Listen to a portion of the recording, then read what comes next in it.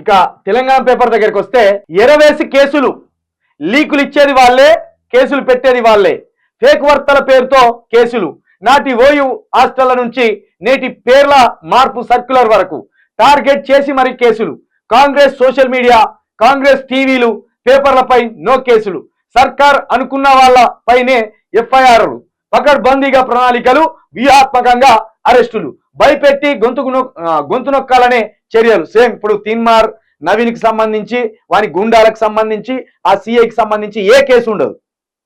దేని మీద కేసు ఉండదు? క్రిషాంక్ ఏం చేసిండు? ఇదే ఓయూకు సంబంధించిన వార్డెన్ ఏం చేసింది? ఎక్కడ నీళ్లు లేవు, కరెంటు లేవు, ఎండాకాలం వచ్చింది, మీరు ఇంటికి వెళ్ళిపోవాలని ఓ సర్క్యులర్ జారీ చేసింది. ఆ సర్క్యులర్ని ఇదే క్రిషాంక్ టెలికాస్ట్ చేసిండు. సోషల్ మీడియాలో, ట్విట్టర్లో, ఫేస్బుక్లో, ఇన్స్టాగ్రామ్లో పెట్టిండు. క్రిషాంక్ని అరెస్ట్ చేసిండు, 15 రోజులు జైలు వేసిండు. అంటే ప్రతిపక్షంలో ఎవరైతే నిజాలు చెప్తారో వాళ్ళని జైలు వేసి పడేస్తాను, దొంగలనేమో కాపాడుతున్నారు. ఇది ఉన్నది.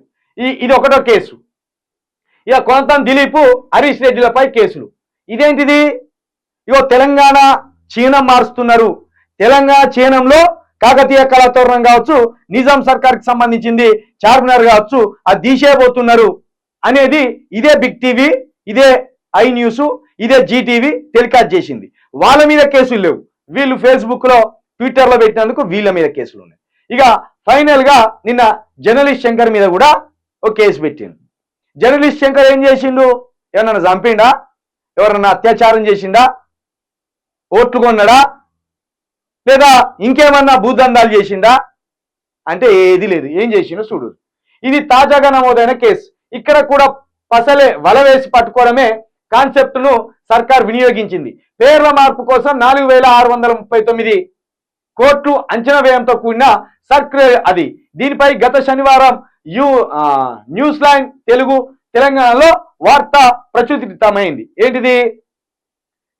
టిఎస్ అని ఉన్న దాన్ని టీజీగా మార్చినందుకు ఇంత, అదేవిధంగా ఇదే తెలంగాణ చిహ్నంలో ఉండి కాకతీయ కళాతోరణం, అదేవిధంగా చార్మినారు, వీటిని తొలగించినందుకు ఇంత, యాడ్స్ కు ఇంత అని ప్రతి ఒక్క దాన్ని ఇదే తెలంగాణ పేపర్లో 4000 కోట్లు పేర్ల కోసం, చిహ్నాల కోసం ఉపయోగించిండ్రు, 4000 కోట్ల ఖజానా ఖతం చేసిండ్రు సర్కార్ అని రాసినందుకు ఆయన మీద కేసు పెట్టింది.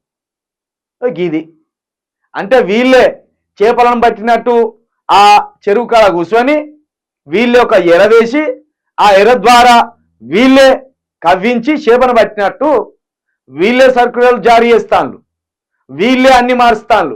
తీరా వాటిని ఎవరైనా ప్రజల పక్షాన చూపెడితే వాళ్ళ మీద కేసులు పెడతాను. ఈ దందని అర్థం తెలంగాణలో.